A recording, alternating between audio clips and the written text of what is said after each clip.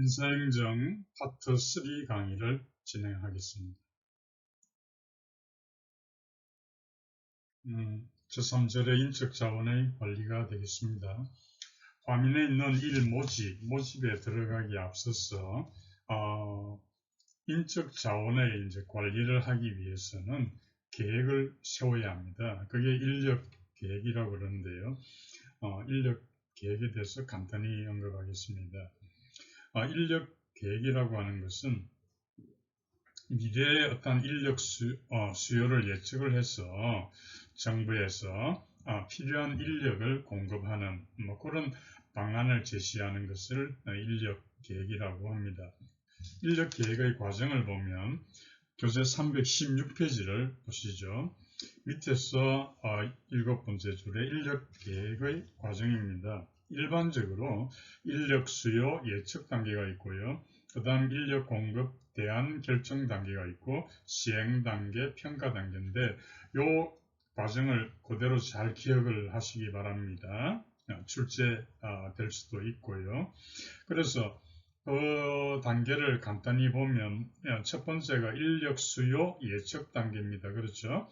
그래서 어느 정도 인력이 필요한가. 그래서 그 다음 줄에 보면 추세 분석이나 회귀 분석 등을 동원해서 예측을 하게 되겠습니다. 다음 페이지에 보면 317페이지에 그러면 이제 두 번째로 인력 공급 예측 단계입니다. 어느 정도 인력이 공급될 것인가를 예측하는데 이 방법에는 아까 말한 추세 분석도 있지만 세 번째 줄에 마코브 분석입니다. 거기에 밑줄을 그으시죠. 마코브 분석의 전이 행렬 이렇게 밑줄을 그어주시고 별표 하나 하시죠. 그래서 마코브 분석의 핵심은 전이 행렬이라고 하는데요. 전이 행렬이라고 하는 것은 그 교재에 있는 표 8-1이 되겠습니다. 거기에 보면 직무 A, 직무 B, 직무 C, 직무 D 해가지고 오른쪽에 보면은 그러니까 왼쪽은 타임 1입니다. 연초고요. 오른쪽에 있는 가로 부분은 타임 2, 연말 이렇게 연초와 연말 대비해서 설명하는 거예요. 그래서 거기에 인원들이 있고요. 그럼 이 자료를 가지고 인력 공급을 예측할 수가 있는데 그 밑에 행렬의 계산법이 그 밑에 나와 있습니다. 그래서 여기까지는 구체적으로 아실 필요는 없을 것 같고요. 일단 마코브 분석의 전이 행렬을 통해서 인력 공급을 예측할 수 있다. 그러니까 이게 이제 공무원 시험에 출제되기를 이렇게 되는 거예요. 마코브 분석의 전이 행렬이 인력 수요 예측 단계에 활용될 수 있다. 이렇게 출제가 되면 됐죠. 이건 틀린 지문이 되는 거예요. 다시 말해서 마코브 분석의 전이 행렬은 인력 수요가 아닌 인력 공급 예측 단계에서 활용할 수 있다. 그 과정도 이해를 하면 물론 좋겠지만 1단계, 2단계, 3단계, 4단계 돼 있죠. 교재 317페이지에 그 내용을 한번 훑어보는 것도 좋겠습니다. 필요합니다. 다음 페이지 봅니다. 그러면 이제 318페이지에 보면 맨 밑줄에 3, 인력 공급의 그 대안 결정 단계. 어떻게 할 것인가. 그 대안으로서는 세 가지가 있다. 그 임용 및 교육 훈련 전략이 있고요.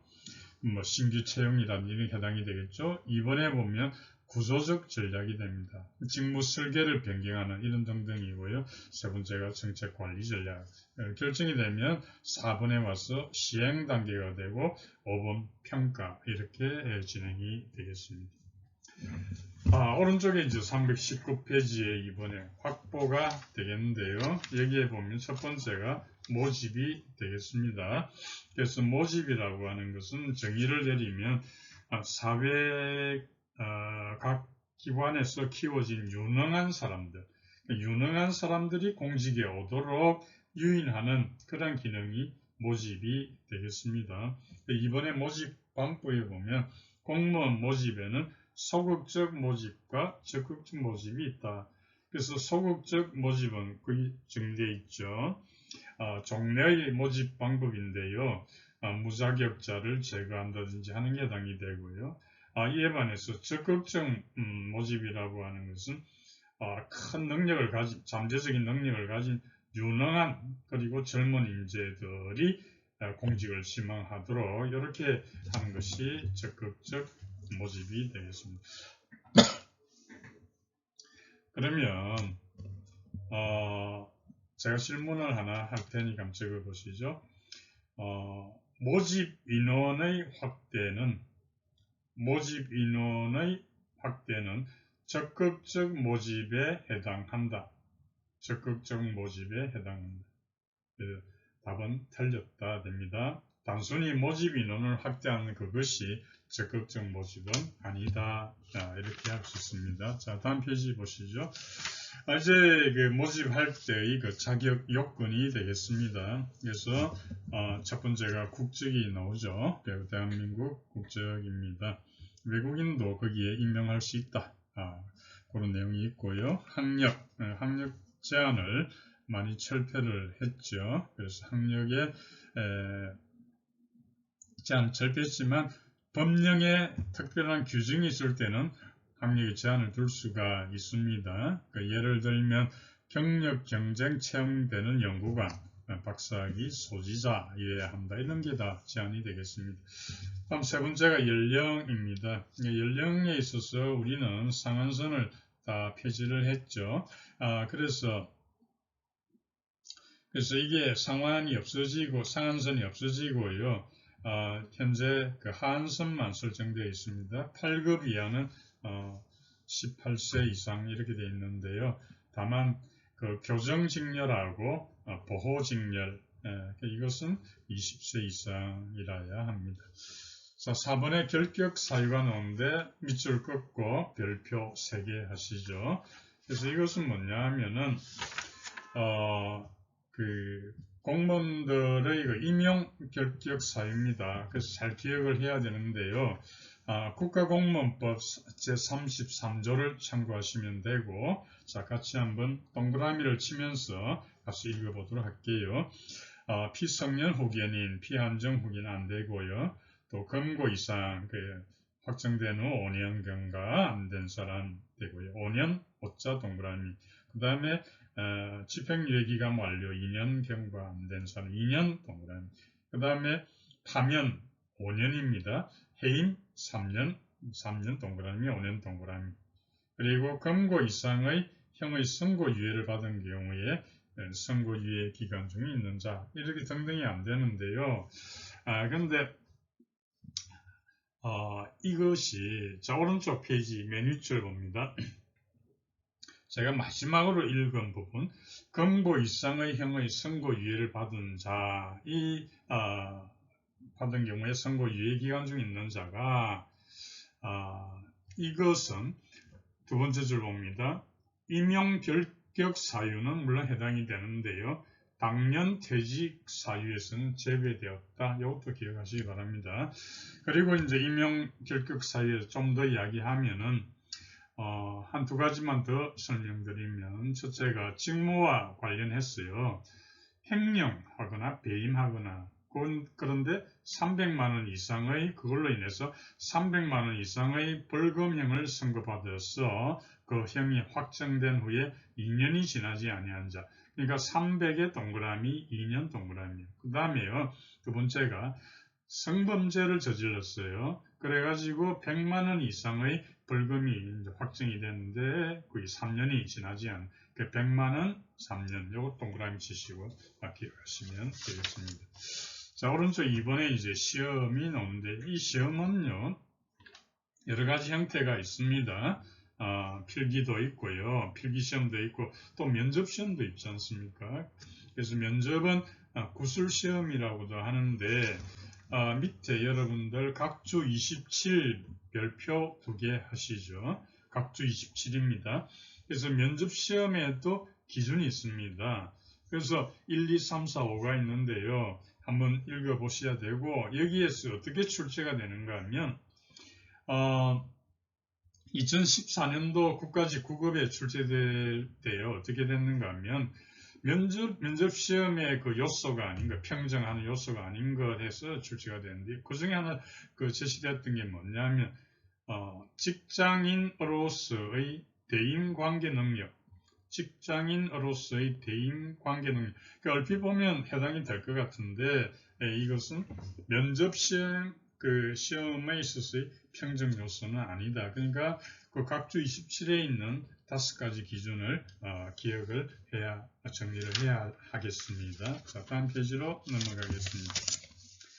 그래서 이제 시험에 있어서 3번에 322페이지입니다. 효용도 이렇게 있습니다. 그래서 이거는 제가 정책학 파트에서 이미 구체적으로 설명을 드렸습니다. 타당도, 신뢰도에 대해서 설명드렸죠.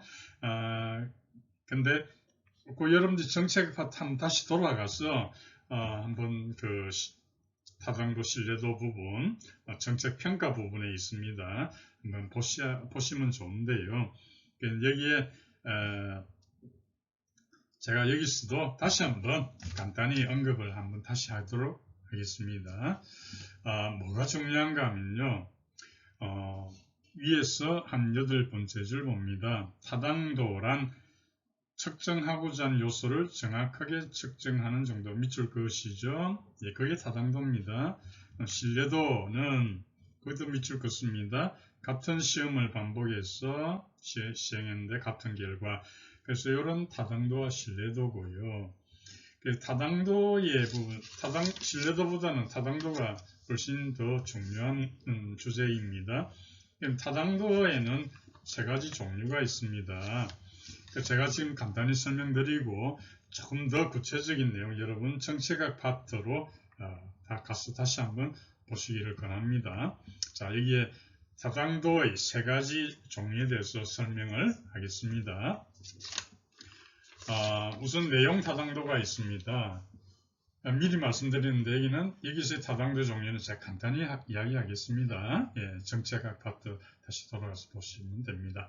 자, 내용 타당도라는 것은 뭐냐 하면은 어떤 고등학교에서 국어 담당 교사를 채용한다 할 때 시험을 쳐야 되겠죠. 그 시험을 치는데 국어에 관련되는 시험을 쳐야 되는데 그 문제가 예를 들어서 영어 문제로 출제가 되었다면 맞지 않지 않습니까? 그럴 때 이제 내용 타당도를 따지게 되고요. 두 번째가 기준 타당도라는 게 있습니다. 기준 타당도에는요, 2가지 종류가 있습니다. 하나는 동시적 타당도라는 게 있고 예측적 타당도라는 게 있습니다. 이걸 반드시 기억해야 됩니다. 이 출제가 됩니다. 되었고 앞으로도 출제될 가능성이 많은 그런 주제입니다. 기준 타당도에는 2가지 종류가 있다. 동시적 타당도와 예측적 타당도가 있다.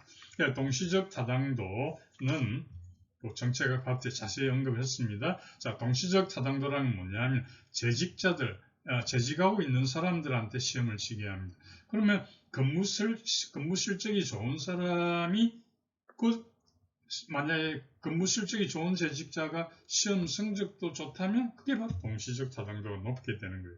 예측적 타당도라는 건 뭐냐면 시험을 친 사람이에요. 그 시험을 쳐서 합격을 했어요. 그러면 어느 정도 시간이 지난 뒤에 그 사람이 거두는 실적하고 실적평가하고 처음의 그 시험 성적하고 상관관계가 높으면 예측적 타당도가 높다.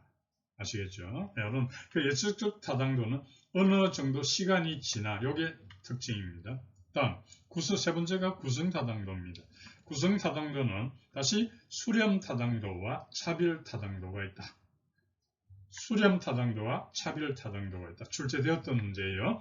그러니까 수렴타당도라는 것은 뭐냐 하면은, 자, 이건 좀 어렵지만 이해를 하시면 됩니다. 수렴타당도라고 하는 것은 동일한 개념을 측정하는 경우에 동일한 개념을 지금 측정합니다. 그럴 때 만약에 상이한 측정 방법을 사용한다 해도 서로 다른 측정 방법을 사용한다 해도 이들 측정 방법들 간에는 높은 상관관계가 존재해야 한다. 이게 수렴타당도고요. 차별타당도는 요거와 달라요. 방금은 제가 동일한 개념 측정한다 했잖아요. 이 경우 차별타당도에는 아니고요. 상이한 개념을 측정할 때. 자, 거꾸로 됩니다. 상이한 개념을 측정할 때 동일한 측정 방법을 사용하더라도 측정 값들 간에는 차별성이 있어야 한다. 요게 차별타당도가 됩니다. 그래서 요 세 가지 형태가 있다. 꼭 기억을 하시기 바랍니다. 다시 한번 정리할게요. 수렴타당도라는 것은 수렴된다는 거예요. 자, 동일한 개념을 측정할 때는 상이한 측정 방법을 사용하더라도 측정 방법들 간에는 높은 상관관계가 존재해야 수렴타당도가 높은 거예요. 차별타당도라는 건 뭐냐면 그 반대로 상이한 개념을 측정할 때 동일한 측정 방법을 사용하더라도 측정 값들 간에는 차별성이 있어야 한다. 그 내용이 됩니다. 예. 그래서 세 가지를 잘 기억을 하시기 바랍니다. 자, 이제 임용 보겠습니다. 322페이지 밑에서 네 번째 줄입니다. 예. 그래서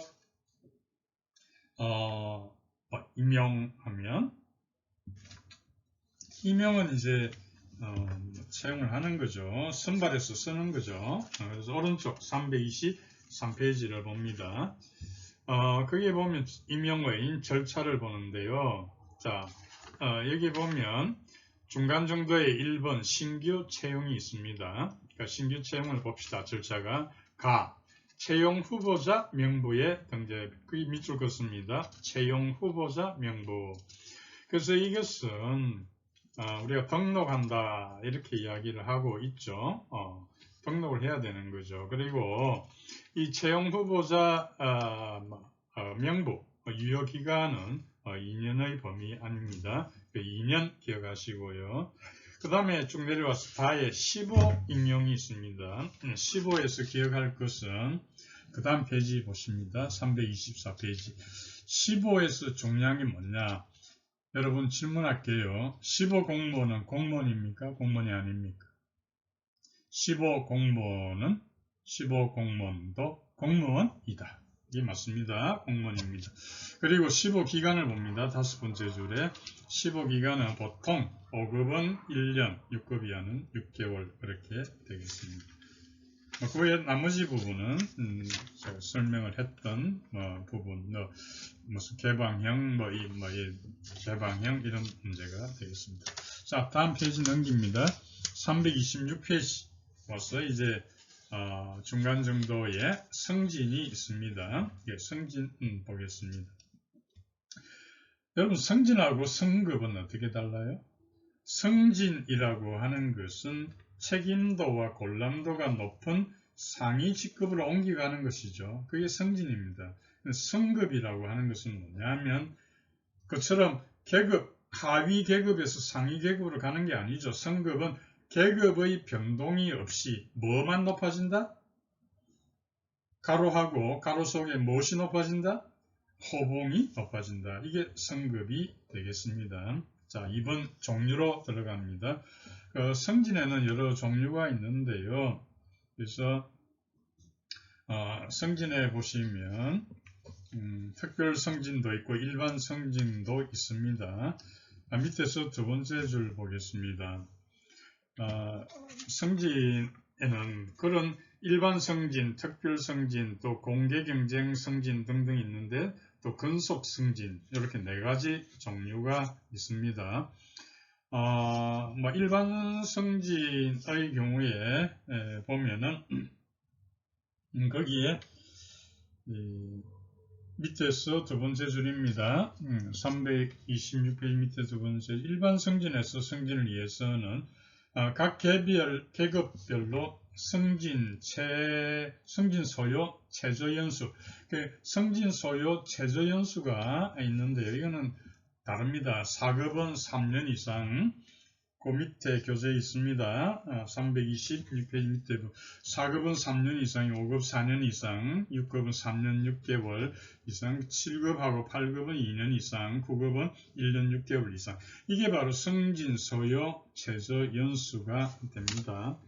그리고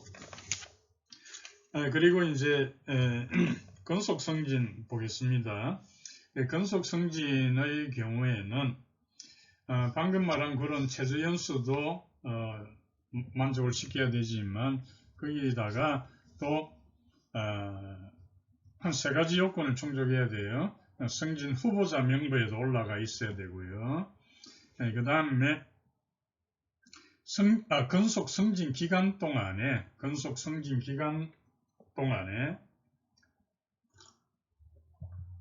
해당 계급에 재직을 하고 있어야 됩니다. 그래서 7급의 경우는 11년 이상, 8급의 경우는 7년 이상, 9급의 경우는 5년 6개월 이상 그 근속 승진 기간입니다. 네, 그런 것을 만족을 시켜야 합니다. 그리고 이제 승진 후보자 제가 명부를 이야기했죠. 승진 후보자 명부에 올라야 되는데 승진 후보자 명부는 100점으로 이렇게 해가지고요. 그 근무성적 평가 점수하고 경력 평정 점수가 각각 80%, 20% 비율로 반영이 돼서 작성이 됩니다. 그런데요, 근무성적 평가 점수는 95%까지 가능해요. 가산할 수 있어요. 그리고 경력 평정점은 5%까지 감산할 수 있다. 그것도 참고로 알아두시면 되겠습니다. 자, 다음 페이지 보겠습니다. 328페이지 보면 4번의 승진제도의 문제점입니다. 그래서 어떻게 대처하는가를 보면요. 여기서 이제 승진이 적체가 되는 그런 현상을 해소를 해야 되지 않겠습니까? 그래서 우리나라에서도 그 해소를 하려고 노력하고 있다. 그럼 어떤 제도들이 있는가도 알아둬야 합니다. 그래서 기출문제에 보면 다음 중 공무원들의 승진 적체를 해소하는 방안이 아닌 것은 혹은 우리나라에서 실시하고 있지 않은 것은 이렇게 출제가 되었거든요. 그러니까 이해를 하셔야 되는 거죠. 그 인사적체, 승진적체를 해소하는 방안에 하고 있는 게 대우 공무원 제도가 있습니다. 대우 공무원 제도는 따로 이게 대우 공무원 수당을 주는 거예요. 그러니까 이 대우 공무원 수당을 어느 정도인가 하면 월 봉급액의 4.1% 정도 됩니다. 그래서 대우 공무원이라는 것은 상위 직급의 공무원으로 대우를 해준다. 이렇게 이해하시면 되고요. 그 다음에 필수 실무관제를 운영하고 있어요. 그러니까 이것은 대상이 6급 대우 공무원 중에서 우수한 사람, 이 사람들을 필수 실무관으로 지정을 해가지고 돈을 좀 줍니다. 월 10만원 정도에 줍니다. 그 다음에 하고 있는 것이 복수직급제입니다. 복수직급제라고 하는 것은 동일 수준의 직위에 계급이 다른 사람을 배치한다. 이게 복수직급제가 됩니다. 이런 것들이 다 승진적체를 해소하기 위한 것이다. 그래서 기출문제에 보면은 방안이 아닌 것 해서 여기 해당하는 4번, 예를 들어서 앞에 우리 지금 이야기한 게 1, 2, 3번 지문이었다면 4번에서 뭐 개방형 직위제 이렇게 넣는단 말이에요. 그럼 개방형 직위제는 승진 적체를 더 심화시키는 거예요. 왜냐하면 개방형 직위제는 외부 인사가 임명될 수 있잖아요. 그러면 승진 적체가 더 심해지는 것이죠. 그런 경우는 아닌 것 하면 4번 개방형 직위제 이렇게 답을 하면 되겠습니다. 자, 이제 329페이지에 4번 배치전환 보겠습니다. 배치전환이라고 하는 것을 정의를 내리면 동일한 계급 내의 수평적 인사이동 이렇게 되겠습니다. 동일한 계급 내의 수평적 인사이동, 수평적 주목하시죠. 수평적입니다. 그래서 여기 해당하는 것이 전보, 전직 뭐 이런 것들이 있습니다. 뭐 파견 이런 게 있습니다. 전보는 뭐냐? 거기 보면 동일한 직렬 직급 내에서 직위만 바꾸는 게 전보가 됩니다. 근데 이게 전직은요. 전직은 동일한 계급 내의 전직은 상이한 직렬의 동일한 계급으로 수평이동을 이야기합니다. 다시 정리하면 전보는요. 동일한 직렬 직급 내에서 직위만 바꾸는 게 전보였고요. 전직이라고 하는 것은 상이한 직렬의 동일한 계급으로 수평이동을 합니다. 그래서 이때 전직을 할 때는 전직 시험을 거쳐야 합니다. 원칙입니다. 그런데요. 경우에 따라서는 면제도 가능하다. 있을 수 있다. 그렇게 이해하면 되겠습니다. 자, 330페이지로 가서 능력 발전이 됩니다. 아무리 유능한 공무원을 채용했다 하더라도 이 사람들이 능력을 발휘하려면 지속적으로 능력을 개발할 기회를 줘야 되는 거죠. 그러니까 첫 번째가 경력 개발이 되겠습니다. 경력 개발에서 여러분들이 꼭 숙지해야 될 부분이 뭔가 하면은 공무원의 경력 개발 시의 기본 원칙입니다. 기본 원칙입니다. 그래서 기본 원칙을 보시면요. 한 몇 가지가 되는데 이런 게 있다는 것은 알아두셔야 됩니다. 조금 깁니다만은 그래도 첫 번째가 적재적소의 원칙입니다. 공무원 경력 개발의 기본 원칙입니다. 적재적소의 원칙이 뭐죠?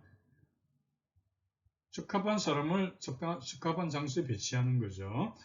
그 다음에 직무와 역량 중심의 원칙입니다. 그래서 이것은 어떤 그 역량 수요의 흐름, 거기에 맞게 교육 훈련을 시켜라. 이게 바로 직무와 역량 중심의 원칙입니다. 그 다음에 이제 자기 주도의 원칙입니다. 그 직원 스스로가 어떤 경력 개발 계획을 작성할 수 있도록 자기 주도의 원칙, 이런 원칙들에 대해서 이해를 하면 좋겠습니다. 자, 다음은 교육 훈련 부분은 뭐 중요한 게 없으니까 생략을 하고요. 이제 337페이지에 와서 3번 근무성적 평정에 들어가도록 하겠습니다. 근무성적 평정은 평가 항목이 어떻게 되며 또 근무성적 평정의 오류에는 방법과 오류에는 어떤 게 있는가, 이런 걸 이해를 할 필요가 있겠습니다. 자, 그러면 잠 살펴보겠습니다. 근무성적 평정은 크게 두 가지로 나뉩니다. 4급 이상의 경우는 우리가 성과 계약 등 평가 이렇게 부르고요. 성과 계약 등 평가. 5급 이하에 대해서는 근무성적 평가, 이 두 개를 합쳐서 근무성적 평정 이렇게 부르고 있다는 걸 알면 되겠습니다. 자, 오른쪽 337페이지 밑으로 쭉 내려가서 2번 평정 방법입니다. 여러 방법이 있는데요. 1번의 도표식 평정 방법은 아주 간단한 평정이 등급에 표시만 하면 되니까 간단한 방법이다, 이렇게 볼 수 있고요. 다음 페이지 338페이지에 중간정도 3번 강제 배분법이 있습니다. 그래서 강제 배분법이 어떻게 되는가 하면 우리가 실제 강제로 배분하는 거예요. 그래서 근무성적 평가, 아까 제가 5급 이하라 그랬죠? 근무성적 평가인 경우에 강제 배분이 어떻게 되는가 하면 최상위 등급 20%, 최상위 등급 20%, 강제로 배분해야 돼요. 또 최하위 등급 10%, 요거는 강제로 배분해야 되는 하나 이해가 되겠습니다. 그리고 물론 그 4급 이상인 경우에 성과 계약 등 평가한다 그랬죠. 근데 이때 4급 이상인 경우는 그 원칙이 절대평가입니다. 상대평가가 아니고요. 절대평가니까 뭐 아까 제가 이야기한 근무성적 평가에서 뭐 20% 10%가 없겠죠. 그죠? 그래서 절대평가입니다. 그런데 이 경우도 예외가 있습니다. 예외가 어떠냐면 고위공무원단의 경우에는 상대평가를 합니다. 고위공무원단 어떻게 하는가 하면 강제 배분을 해가지고 최상위 등급 20%, 하위 2개 등급은 10% 이상, 이렇게 고위공무원단의 경우는 절대평가가 아니고 상대평가라는 것도 유의하면 되겠습니다. 그게 강제 배분법이고요. 자, 이제 339페이지에 와서 이제 평정상의 오류를 보도록 하겠습니다. 그래서 오류에 보면 1번이 연쇄 효과인데 밑줄 긋고 별표 하나 하겠습니다. 이건 어느 한 평정 요소에 다른 요소 평정에 영향을 준다 이 말이거든요. 예를 들어 이 사람은 출석 상태가 좋다, 출근 상태가 좋다. 그러면 성실할 거야. 이렇게 하는 것이 연쇄 효과가 되겠습니다. 그 다음에 3번에 보면 집중화 경향입니다. 집중화라는 어디에 집중되는 건가 하면 중간 수준의 점수. 아주 높은 점수를 줄려 해도 부담되고 평정자가 또 아주 낮은 점수를 줄 때도 부담이 되잖아요. 그럴 때는 중간 점수에 집중하는 게 집중화 경향이 되겠습니다. 그 다음에 중요한 것이 다음 페이지 넘기면 총계적 오류와 규칙적 오류 밑줄 긋고 별표 둘 하기 바랍니다. 총계적 오류와 규칙적 오류. 그래서 총계적 오류라고 하는 것은 뭐냐 하면은 평가자가, 평정자가 일관성 있는 평가 기준을 갖지 못했어요. 그렇기 때문에 관대화 경향이라든지 엄격화 경향 이런 게 불규칙하게 나타나는 것을 말합니다. 관대화라고 하는 것은 점수가 높은 쪽에 집중되는 것이고 엄격하라고 하는 것은 점수가 낮은 데 집중 분포되는 걸 이야기합니다. 이런 경향이 불규칙하게 나타나는 것을 총계적 오류라고 합니다. 이에 비해서 규칙적 오류라고 하는 것은 뭐냐면 평가자가 일관되게 관대화 경향을 보이거나 일관되게 엄격화 경향을 보이는 것을 규칙적 오류라고 한다. 그렇게 됩니다. 자, 340페이지에 위에서 8번째 줄 6번 대비 효과 보겠습니다. 대비 효과라고 하는 것은 앞에 사람의 영향을 받는 것. 예를 들어서 내 앞에 사람이 점수가 낮은 사람이었다면 다음에 내가 들어가서는 나의 점수보다 조금 더 후한 점수를 받게 되는 그런 걸 대비 효과라고 하고 있습니다. 자, 이제 4번에 와서 근무성적, 평정, 절차가 됩니다. 이 절차에 있어서는 우선 평가 항목을 이제 이해를 해야 되는데 근무 실적하고 근무성적 평가에서 우리가 보면 주로 이제 5급 이하 공문을 보도록 하겠습니다. 342페이지 봅니다. 342페이지 밑에서 두 번째 5급 2번 5급 이하 공무원의 경우에 근무성적 평가죠. 그 세부 절차를 보도록 하겠습니다. 그래서 거기 보는 바와 같이 주로 근무 실적하고 그 다음에 직무 수행 능력을 기본 항목으로 합니다. 기본 항목으로 하고 직무 수행 태도를 10% 범위 내에서 추가는 할 수 있다. 추가할 수 있다. 그렇게 하시면 되겠습니다. 그래서 평가가 이루어지게 되겠고요. 344페이지에 보면 두 번째 줄에 바에 와서 근무성적 평가위원회에서 이제 평가를 하게 되고요. 6번에 보면 평가 결과가 공개됩니다. 이전에는 비공개였는데 공개됩니다. 그 평정 대상 공무원한테 평정 결과를 알려줘야 한다. 이렇게 되겠습니다. 그 다음에 이제 보수로 넘어가겠습니다. 보수에 넘어가면 346페이지에 와서 그 보수에 대한 파트를 달리해서 설명드리겠습니다. 자, 정리하고 넘어갈게요. 시험 타당도에 대해서는 설명드렸습니다. 기준 타당도, 내용 타당도, 구성 타당도. 그래서 그 기준 타당도에는 두 가지가 종류가 있다 그랬죠. 동시적 타당도와 예측적 타당도. 이것들이 무엇이다 설명드렸고요. 내용 타당도, 고등학교에서 국어교사 채용할 때 말씀드렸죠. 다음 구성 타당도, 그래서 수렴 타당도와 차별 타당도가 있다. 그리고 신뢰도 설명입니다. 신뢰도라고 하는 것은 측정 도구의 일관성을 이야기하는 것이고요. 신뢰도를 측정하는 방법은 크게 두 가지로 구분할 수 있습니다. 하나는 시험을 두 차례 실시하는 방법이 있고요. 또 하나는 시험을 한 차례 실시하는 방법이 있는데 각각 어떤 종류가 있는가를 설명드립니다. 시험을 두 차례 실시하는 방법에 해당하는 것이 두 가지가 있는데요. 하나는 복수 양식법이 있고요. 양식이 복수다 이거죠. 복수 양식법이 있고 그 다음 재시험법이 있습니다.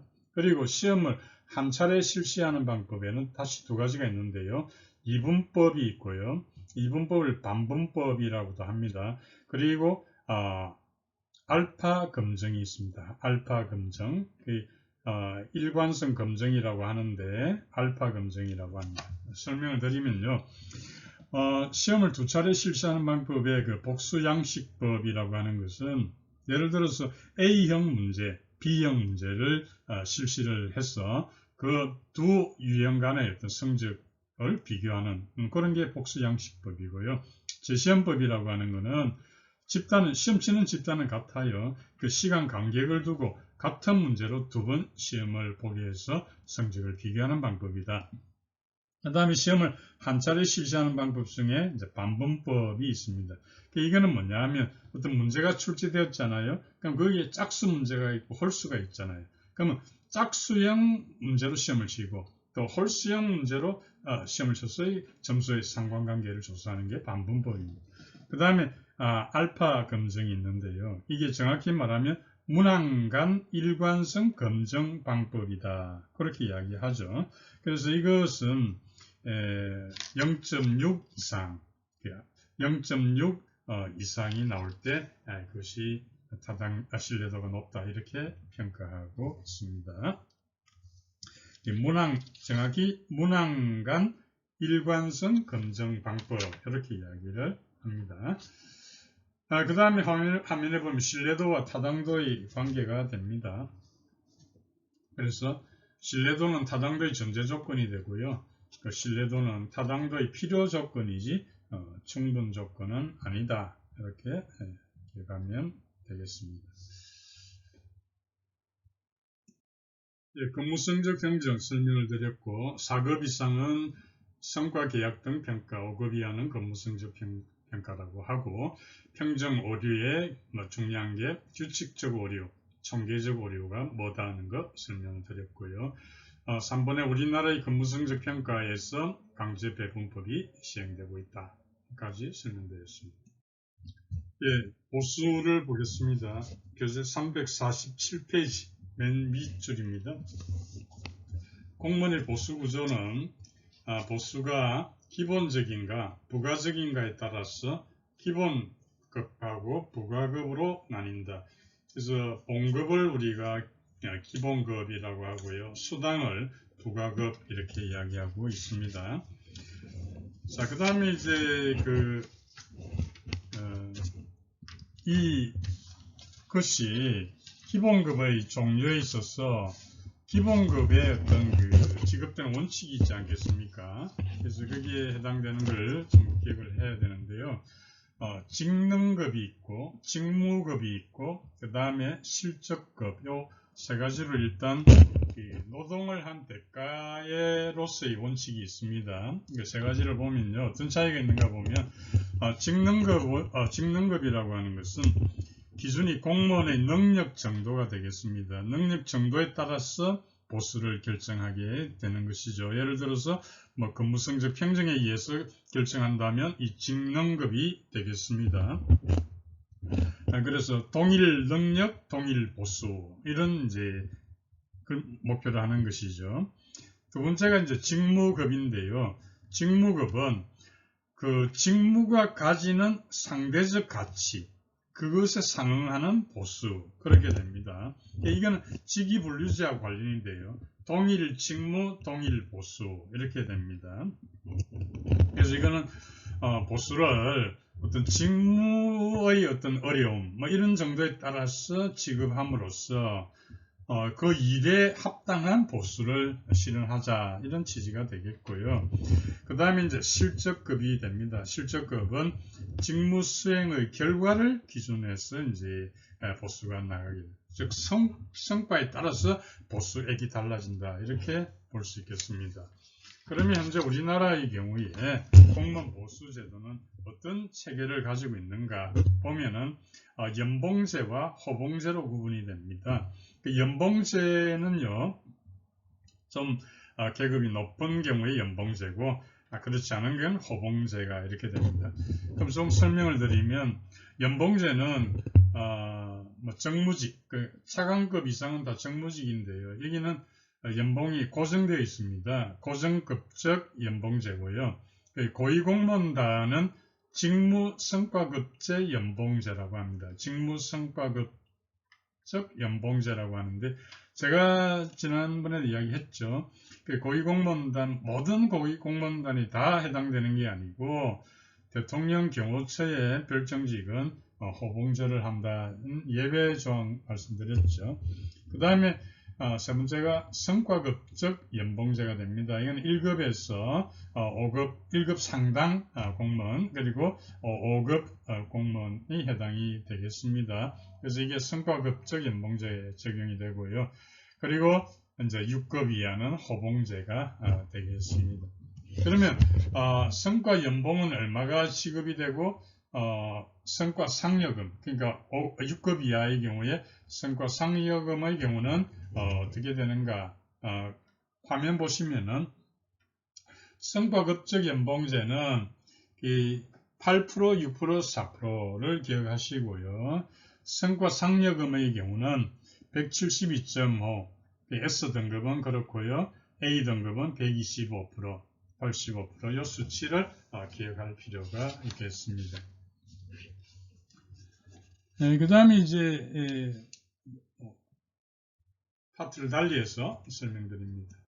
이제 350페이지에 가면 이제 연금이 나옵니다. 연금에 대해서 소개를 드리겠습니다. 연금이라고 하는 것은 여러 퇴직 후의 그 금전적 보상인데요. 여기에 퇴직연금의 성격에 대해서는 학설이 갈리고 있다. 교재 350페이지 아랫부분 봅니다. 네 가지 학설인데요. 첫 번째가 근로보상설입니다. 장기간에 걸쳐서 근무했으니까 위로금이다. 감사의 표시다. 두 번째가 생활보장설입니다.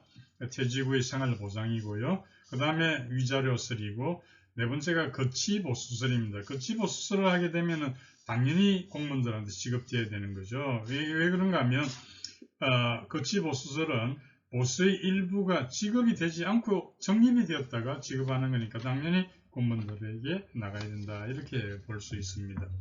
그래서 연금의 경우에는 우리가 두 가지 기준을 알아야 되는데요.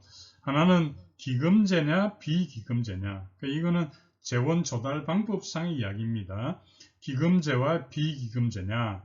두 번째는 기여제냐 비기여제냐, 이거는 구성원들이 재원을 부담하느냐 그 여부를 놓고 기여제와 비기여제가 되겠습니다. 좀 설명을 드리면요. 기금제라고 하는 것은 기금제는요 적립하는 방식입니다. 비기금제라고 하는 것은 부과 방식이 되는 거예요. 기금제부터 먼저 설명을 하면요, 미리 기금을 조성을 합니다. 우리나라 공무원 연금기금 이런 거 있죠. 해당이 되겠습니다. 비기금제는 뭡니까? 기금 조성이 없는 거예요. 필요할 때 세출 예산에 계상해서 지출하는 방식이 되겠습니다. 장점은 보면 안정적인 운영이 가능한 거죠. 왜냐하면 적립해둔 기금이 있으니까요. 그러니까 비기금제는 뭐냐? 기금을 조성하지 않아도 되니까 시작 비용이 적게 든다, 이렇게 볼 수 있습니다. 관리 비용도 자연적으로 적게 들고요. 그러나 단점은 있습니다. 기금제의 단점은 뭐냐면 기금을 조성한다는 게 쉽지 않습니다. 시작 비용이 높은 편이다, 이렇게 봅니다. 또 만약에 물가 상승률이 높아지면 어떻게 되나요? 기금의 가치 하락이 심화되겠죠. 그러면 급여의 실질적인 수준이 떨어지게 되는 거예요. 예를 들어 봅시다. 만약에 물가 상승률이 높아가지고 쌀 가격이 예전에 뭐 10만 원 했는데 그게 예를 폭등해서 30만 원이 됐다라고 한다면 연금을 만약에 매달 100만 원 받는 사람이 있다고 할 때 이 사람이 살 수 있는 쌀의 양은 자동적으로 적게 될 수밖에 없지 않습니까? 이런 단점을 갖고 있는데요. 비기금제의 경우는 단점이 뭐냐면 시간이 지날수록 비용이 더 많이 든다는 단점을 가지고 있습니다. 그건 왜 그런가 하면 기금이 없으니까요. 기금이 있다면 기금을 가지고 어떤 투자, 운영을 할 수 있잖아요. 거기에 따른 수익도 있을 수 있는데 그게 없으니까 시간이 지날수록 비용이 많이 든다는 단점이 있습니다. 그래서 기금제는 어느 나라에서 하는가 하면 우리나라에서 하고 있고 또 미국에서도 하고 있습니다. 비기금제는 어디서 하느냐? 영국, 독일, 프랑스 같은 나라에서 하고 있습니다. 두 번째 기준이 기여제냐 비기여제냐 이런 이야기죠. 그래서 기여제라고 하는 것은 뭐냐 하면 정부도 돈을 내고 공무원도 돈을 내는 거예요. 공동으로 납부하는 거예요. 이게 기여제, 우리나라, 미국, 프랑스가 해당이 되고요. 비기여제는 공무원은 돈을 내지 않고 정부가 비용을 납부합니다. 전액 납부하는 거예요. 이게 비기여제고 영국이나 독일의 경우가 그렇습니다. 그래서 여러 가지 폐단이 많았죠. 연금이. 그래서 공무원 연금 제도가 개혁을 했고요.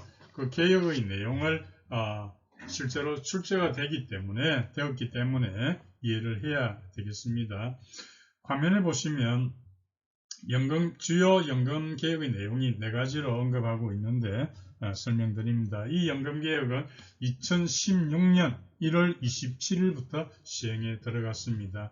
비교적 최근에 연금 개혁, 공무원 연금 개혁을 하기가 참 힘들거든요. 그런데 여기에 이제 개혁된 내용을 알아둬야 한다는 겁니다. 먼저 첫 번째가 기여율 인상입니다. 기여율이라는 것은 돈을 내는 거예요. 내는 것이 예전에는 기준소득의 7%인데 여기에 9%로 인상되었습니다. 두 번째가 이제 연금 지급률. 요거는 이제 받는 거예요. 받는 거는 줄어들었습니다. 그래서 보면 이전에는 평균 기준 소득월액의 1.9%였는데 이게 1.7%로 떨어졌습니다. 계속 낮아지지 않나 이렇게 생각합니다. 그리고 세 번째가 기여금 납부 기한이 연장이 되어서 종래의 33년에서 최대 36년까지 돈을 내야 됩니다. 그래서 연장이 된 거고요. 그 다음에 이제 최저복무기간은 최저복무기간이라는 것이 퇴직연금의 수급 요건인데요. 이거는 20년에서 10년으로 줄어들었습니다. 한 가지 더 추가하면은 유족연금 지급률입니다. 유족연금 지급률이 이전에는 70%인 경우도 있고 60%인 경우도 있었어요. 그래서 이게 왜 그런가 하면 연도에 따라 달라요. 2009년 이전의 임용자의 경우는 70%였고 2010년 이후에 임용된 자는 60%였는데 이게 모두 60%로 적용되는 걸로 이제 바뀌었습니다. 네, 이런 내용들이 연금에 관련되는 그런 내용이었습니다. 이제 그 직위해제와 직급면직이 나오는데요. 이 부분은 밑줄 그으시고 별표 3개 하시기 바랍니다. 중요합니다. 우선 직위해제라고 하는 것은 교재 358페이지 밑에서 두 번째 줄에 있습니다. 직위해제. 그래서 제가 간단히 설명하고 교재를 봅니다. 직위해제는요. 여러분이 기억해야 될 게 공무원 신분은 유지합니다. 신분을 유지하는데 출근 의무는 없어요. 직위해제를 당하면 출근 의무는 없고요. 직위해제는 그리고 징계의 종류가 아닙니다. 징계 종류가 아니다. 이 정도 간단히 이야기하고 교재를 보겠습니다. 358페이지 맨 밑에 줄입니다. 직위해제란 공무원에게 신분은 보존을 시키고 직위를 부여하지 않는 처분이다. 그래서 그 오른쪽 페이지에 있는 부분 있죠. 그래서 맨 윗줄 직무 수행부터 맨 끝에까지 박탈할 수 있다까지 다 밑줄을 그어주시죠. 밑줄을 그어주십니다. 그래서 이 직위해제 요건에 해당하는 것이 보면 직무 수행 능력 부족하거나 근무 성적이 극히 나쁜 자 그렇게 됩니다. 그 다음에 파면, 해임, 강등 등등 징계 의결이 요구 중인 자. 이거는 나중에 설명하겠지만 징계의 정도로 봐서 좀 강한 징계입니까? 약한 징계입니까? 강한 징계죠. 따라서 중징계하고 경징계가 있다면 중징계에 해당하는 징계 의결이 요구 중인 자는 직위해제가 가능합니다. 그 다음 형사사건으로 기소된 자도 직위해제가 가능한데 여기서 주의해야 할 것이 형사사건으로 기소된 자인데요. 약식명령 청구된 자는 제외입니다. 약식명령으로 청구된 자는 제외한다. 약식명령이 청구된 자는 제외한다는 것도 기억하시고요. 그 다음에 고위공무원 중에서 적격심사를 요구받은 자, 마찬가지 해당이 되겠습니다. 그래서 직위해제된 자에 대해서 그 다음에 또 해당되는 것이요. 금품비위 또 성비위로 수사 중인 자는 또 직위해제가 가능합니다. 이런 사람들에 대해서 임용권자는 3개월 범위에서 대기를 명하게 된다. 그래서 대기 명하면서 여러 가지 교육, 훈련, 연구, 과제 이런 걸 부여를 하게 되는데요. 이 3개월 후에도 능력 향상이 기대하기 어렵게 되면 직권 면직이 가능하게 되겠습니다. 그러니까 직권 면직을 하게 되면 신분이 박탈된다 이렇게 봅니다. 자, 화면을 보시면 그래서 이제 직위해제가 있죠. 직권면직. 그 직위해제는 설명드린 대로 공무원 신분 보전됩니다. 그리고 여러 가지 사유로 해당되는 사람. 다음 직권면직. 공무원 임용의 결격 사유는 되지 아니한다 이렇게 되어 있죠. 그리고 퇴직 급여의 제한이 없다 이렇게 되어 있습니다. 자, 교재 359페이지에 중간 정도에 보면 2번 직권면직이 있습니다. 자, 읽어봅니다.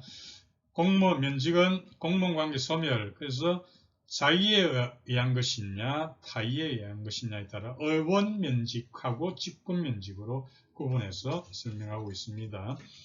직권면직은 파면이나 해임하고는 달리 퇴직급여의 제한을 받지 않는다. 그런 내용이 기억해야 될 내용이 되겠습니다. 이번에는 징계에 대한 설명인데 징계 밑줄 긋고 별표 3개 하시죠. 꼭 출제가 되는 그런 주제다 이렇게 볼 수 있습니다. 먼저 간략히 제가 설명을 드리고 교재 내용을 살펴보도록 할게요. 징계 종류는 6가지가 있습니다. 파면, 해임, 강등, 정직, 감봉, 견책. 다 이해를 하실 건데 강등이라는 게 어떤 거예요? 강등이라고 하는 것은 한 계급 아래로 직급을 내리는 거잖아요. 예를 든다면 8급에서 9급으로 강등 이렇게 되는 게 강등입니다. 그리고 징계 대상을 보면은 경력직 공무원입니다. 경력직 공무원 또 특수경력직 중에서 별정직이 해당이 됩니다. 그 말은 정무직은 제외한다 이 내용입니다. 기억하시고요.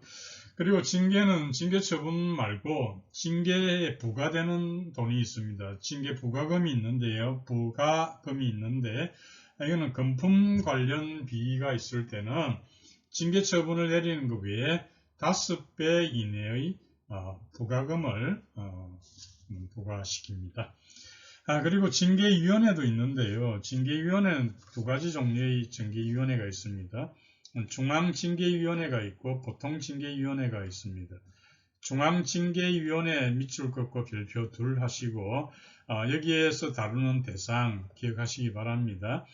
중앙징계위원회에서는 고위공무원단의 징계를 다룹니다. 고위공무원단 또 5급 이상 공무원입니다. 그런데요 5급 이상인데 중앙행정기관 본부 소속의 경우는 6급으로 중징계를 받은 사람도 중앙징계위원회에서 다룹니다. 다시요. 중앙행정기관 본부 소속의 6급 공무원, 중징계를 받은 6급 공무원 해당이 되겠고 경찰은 경무관 이상, 그리고 소방은 소방 중감 이상, 소방 중감 이상 이런 분들이 중앙징계위원회 대상이 되고요. 6급 이하는 보통징계위원회가 되겠습니다. 자, 그러면 이제 여러 가지 그 보수도 좀 차이가 있겠죠. 그래서 보면은 견책부터 제가 보겠습니다. 제일 가벼운 견책의 경우는 훈계하고 회계하는 이런 게 있고요. 감봉은 그 1월 1개월부터 3개월까지고 보수는 3분의 1이 삭감됩니다. 3분의 1 동그라미 치시고요. 1개월 1에서 3 동그라미 치시고 다음 정직은 똑같이 1에서 3개월입니다. 동그라미 치시고 보수는 전액 삭감, 전액 동그라미 치시고 다음 강등은요 3개월간 직무금지입니다. 3자 동그라미 그 다음에 전액 삭감, 전액 동그라미 다음 해임은요 퇴직금 영향을 받지 않습니다. 퇴직금은 영향을 받지 않고요 3년 내 3자 동그라미 치시고 재임용이 안됩니다. 파면은 퇴직금의 2분의 1이 영향을 받고요 5년 내는 재임용이 안된다. 이런 내용들을 수치와 함께 기억하시면 되겠습니다.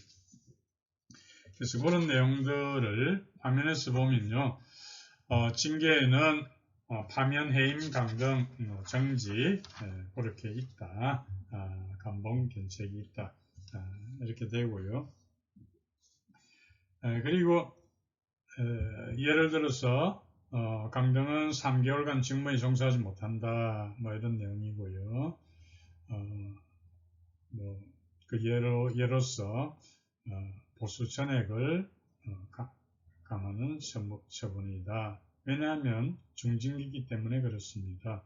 그리고 징계 처분이 집행이 끝난 날로부터 18개월간 이렇게 할 수 없다. 이렇게 됩니다. 자, 그럼 여기서 한 가지 문제를 제가 내겠습니다. 지금 보시죠.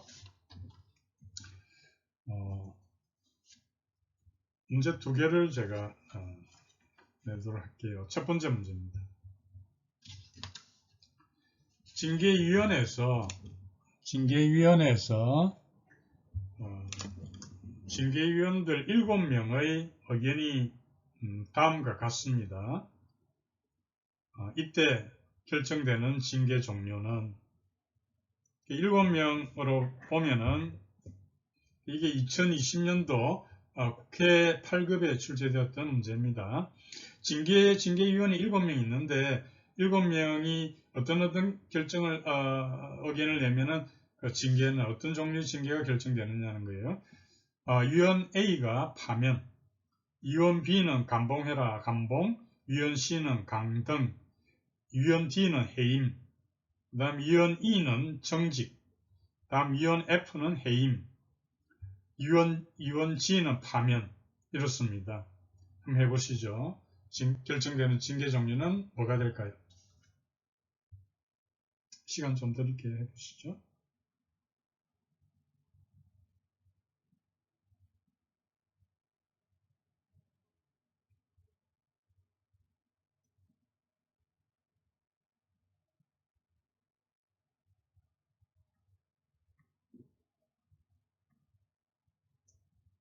네, 답은 해임이 되겠습니다. 어떻게 해서 해임이 나온가를 제가 설명을 드리면요. 이게 공무원 징계령 제12조에 있습니다. 공무원 징계령 제12조 징계위원회의 의결이라고 하는 항목이 되겠는데요. 이 내용에 보면은 만약에 그 위원들 간의 의견이 나뉘어서 출석위원 과반수의 찬성을 얻지 못할 때 말이죠. 그때는 출석위원 과반수가 될 때까지 그 대상자에게 가장 불리한 의견에 차례로 유리한 의견을 더해서 가장 유리한 의견을 합의된 의견으로 본다. 이게 법조항입니다. 다시 이야기하면 출석위원 과반수의 찬성을 의결을 하는 게 원칙인데요. 만약에 의견이 나뉘어서 출석위원 과반수의 찬성을 얻지 못할 때는 어떻게 하느냐. 출석위원 과반수가 될 때까지 하는 거예요. 그렇게 어떻게 하는가 하면 그 대상자에게 가장 불리한 의견이 있을 거 아니에요. 거기에다가 차례로 유리한 의견을 더합니다. 그렇게 해서 가장 유리한 의견을 결정되는 의견으로 보는 것입니다. 자, 이 경우에 보면 우리가 정리를 해보면 파면이 제일 불리한 징계부터 볼게요. 파면이 2명입니다. 또 해임이 2명입니다. 강등이 1명이고 정직이 1명이고 감봉이 1명이 되겠습니다.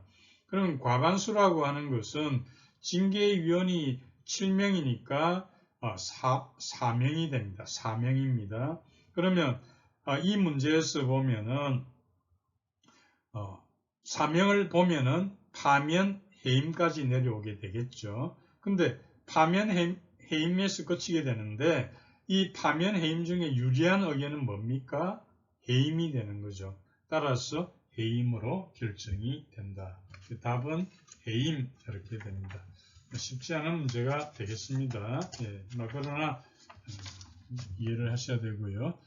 다음 두 번째 문제를 내겠습니다. 파면, 해임, 강등, 정지. 즉 중징계에 해당하는 징계를 취소 변경하고자 한다. 취소 변경하고자 한다. 제적위원 가로 이상 출석과 출석위원 가로 이상 합의가 있어야 한다. 자, 다시 말하면 중징계를 내렸는데 그 중징계를 취소 변경할 때는 어떻게 하느냐. 제적위원 가로 이상 출석하고 출석위원 가로 이상 합의가 있어야 된다. 가로에 해당하는 게 수치가 뭘까요? 3분의 2입니다. 제적위원 3분의 2 이상 출석이고 출석위원 3분의 2 이상 합의. 이렇게 이해를 하시면 되겠습니다. 자, 그 다음에 이제 마지막 부분이 되겠습니다. 363페이지 부분입니다. 보면은 이제 우리나라 공무원 단체가 있는데요. 이 부분은 규정이 변경되었다. 그 정도만 이해를 하면 되겠습니다. 어떻게 바뀌었는가 하면요. 공무원 단체의 그 공무원제 노동조합의 경우에 개정 전 그리고 개정 후 어떻게 바뀌었다. 이것만 기억하시면 되는데요. 개정 전에는 6급 이하 일반직만 대상을 했습니다. 6급 이하 일반직. 그게 2021년도 7월 6일, 최근이죠. 2021년 7월 6일 날 시행에 들어갔죠. 개정이 되어서. 여기에는 6급 이하라는 것이 삭제되었습니다. 일반직 공무원 이렇게만 되어 있습니다. 6급 이하 일반직은 이제 생각하시면 안 됩니다. 그 다음에 서방공무원 및 교육공무원도 포함을 시켰습니다. 서방공무원 및 교육공무원. 그러나 교육공무원 중에서 교원은 제외했습니다. 여전히 교원은 제외했다. 그래서 요 내용을 잘 기억하면 되겠습니다. 소청심사제도와 고통처리 부분입니다. 우선 소청심사를 보시면 교재 362페이지가 되겠네요. 소청심사제도는 좀 기속력이 있고요. 힘이 있고 고청처리는 어떻게 보면 유명무실한 그런 존재다. 이렇게 볼 수가 있습니다. 우선 화면에 보시면 소청심사는 행정심판의 일종이고 처분행정청을 기소합니다. 그래서 이 소청심사를 이것은 행정소송을 제기하기 전에 반드시 거쳐야 되거든요. 그러니까 필요한 전심 절차다. 전심 절차라고 하죠. 다시 말하면 소청심사위원회의 심사 결정을 거치지 아니하면은 행정소송을 제기할 수가 없다. 따라서 이건 전심 절차다. 이렇게 보시면 되고요. 소청심사는 기속력이 있습니다. 처분행정청이 따라야 합니다. 그 결정에 대해서.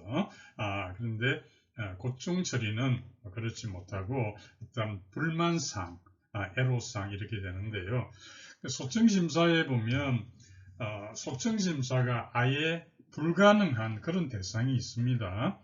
그래서 교재에 보시면은 위에서 10번째 줄에 성진, 탈락, 근무 성적 평정 결과는 대상이 아니다 이렇게 되어 있잖아요.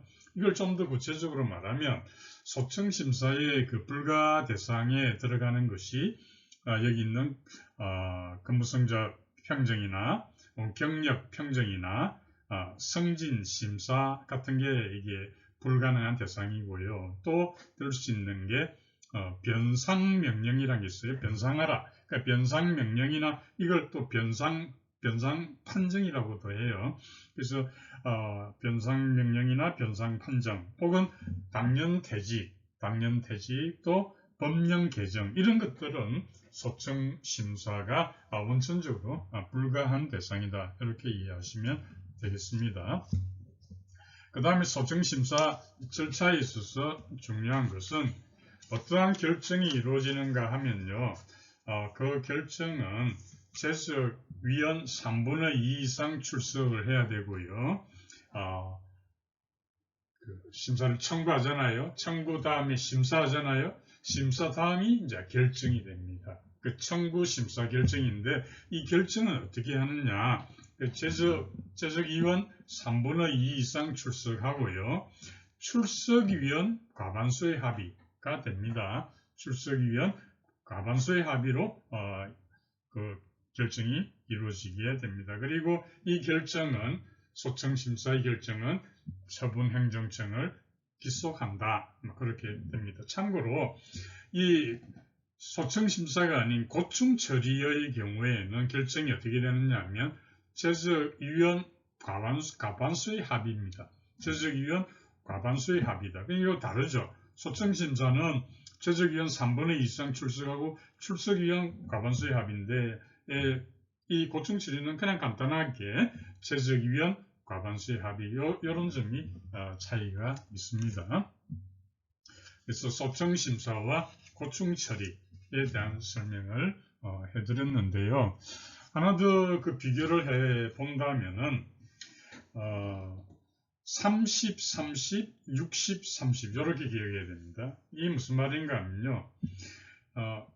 그 청구서를 접수한 날로부터 30일 이내에 결정을 해야 되는 것이 고충처리위원회고요. 그리고 30일을 연장할 수가 있다. 그래서 30, 30이라고 했고요. 소청심사는 좀 더 격이 높은 거잖아요. 그죠? 그래서 청구서를 접수한 날로부터 60일 이내에 결정을 해야 되고 또 30일간 연장할 수가 있다. 이런 차이도 있다는 거 참고하기 바랍니다. 공무원 단체는 방금 말씀드린 대로 개정 노동조합법이 시행에 들어가서 변경된 내용이 있었습니다. 근무 성적 평정 그리고 공무원에 대한 징계 이런 부분을 중심으로 설명드렸습니다.